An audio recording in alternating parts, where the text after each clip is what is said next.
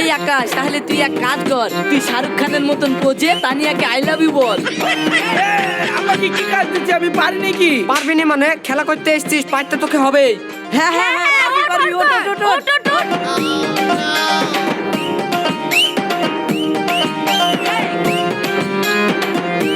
Ball. Tania, I love you.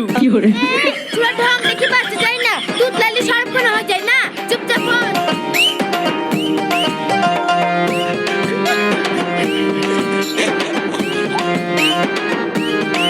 আকাশ, এ বল।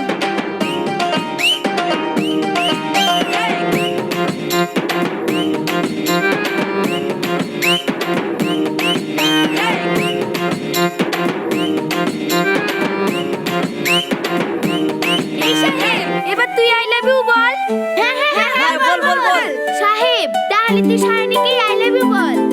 কেন আমি পারবো না? পারবি নি মানে তোকেও করতে হবে, কর। পারবি না মানে তোকেও করতে হবে। বল।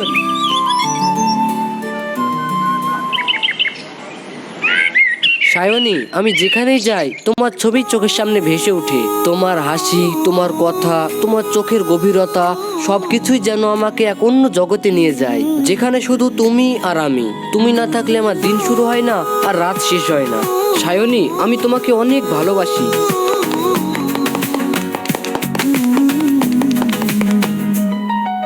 কিরে, তুই তো একবারে অরিজিনাল শাহরুখ খানের মতো প্রপোজ করে দিলি।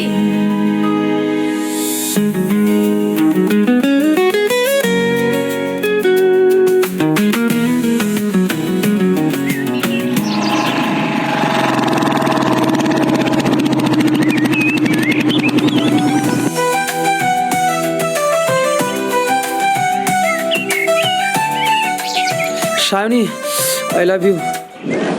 জানো, আর তোর সাহস কি করে হলো আমাকে আই লাভ ইউ বলার?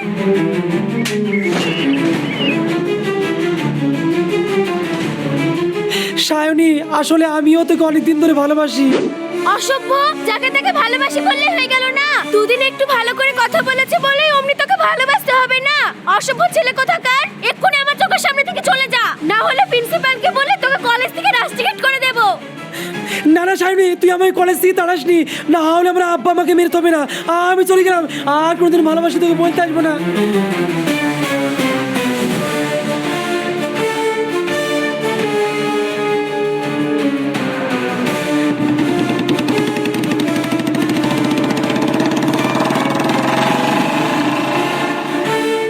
কি রে সায়নী, তোকে না হয় ও ভালোবাসার কথাটাই বলতে এসেছিল, তাই বলে তুই এভাবে লাদিমকে মারবি? আমাকে কে ভালোবাসার কথা বলতে আসলে আমি তোকে ঘুরাবো না। দেখ তানিয়া, আমরা কলেজে পড়তে এসেছি, আর পড়তে এসে এইভাবে প্রেম করা কি ঠিক? আর তাছাড়া আমি হলাম আমার মা বাপের একমাত্র সন্তান, তাদেরও তো আমাকে নিয়ে একটা স্বপ্ন আছে। আমি কলেজে এসে প্রেম করে তাদের স্বপ্নটা তো আর নষ্ট করতে পারি না। কথাটা তুই ভুল বলিসনি সায়নী, তবে যা করিস করিস, আমাদেরকে ভুল বুঝে যেন আমাদের বন্ধুত্বটা নষ্ট করিস না। কি যে বলিস না সুরজ, কোথায় তোরা আর কোথায় ওই লাদিম?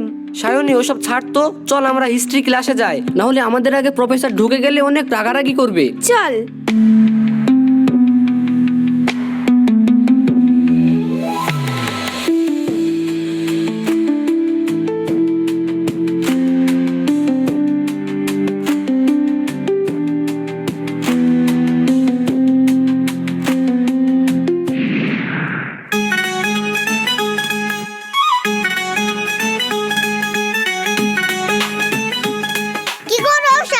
কথা শুনে আমি সাইকেল আনবো না, আর তুমি যে হেঁটে হেঁটে চলে এসছো, তাহলে আমরা এখন স্কুল যাবো কি করি?